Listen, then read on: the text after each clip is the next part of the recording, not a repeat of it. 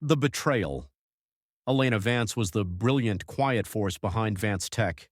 While her husband Marcus was the charismatic face of the company, Elena was the one who wrote the code for their flagship AI. On their 10th anniversary, Marcus didn't bring home flowers. He brought divorce papers and a legal injunction.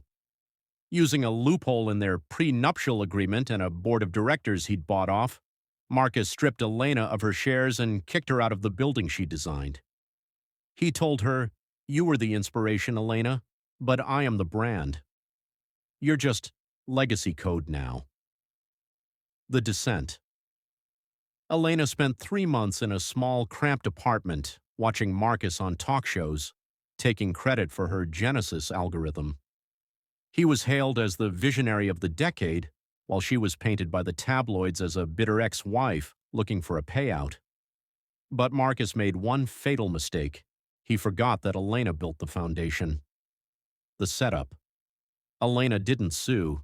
Instead, she used her remaining savings to start a shell company called Kintsugi Systems. She didn't hire developers. She hired Marcus's disgruntled former assistants, the ones he'd bullied and underpaid for years.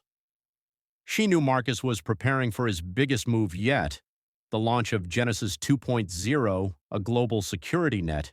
He needed it to be perfect to secure a multi-billion-dollar government contract. The twist.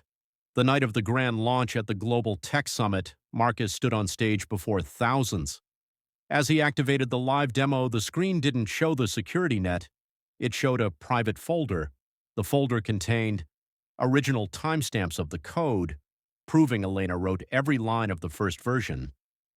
Audio recordings of Marcus admitting he didn't understand how the black box of the AI actually worked. The kill switch Elena had hidden in the source code years ago, labeled simply "Property of Elena Vance." The climax.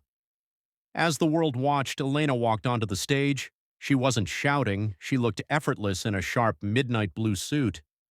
"The system is crashing, Marcus," she said into his microphone, her voice calm and amplified. "Because the legacy code just expired. And since you told the board you wrote it, I'm sure you can fix it in front of everyone?" Marcus froze. He couldn't even navigate the command line.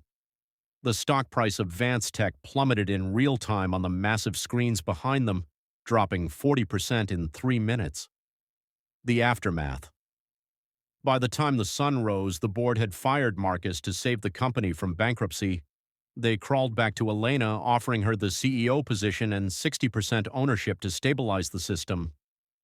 Marcus was left with nothing, his reputation ruined, his wealth evaporated by legal fees, and a permanent ban from the industry. Elena renamed the company Vance Independent. Her first act as CEO, removing the Vance and naming it simply The Architect.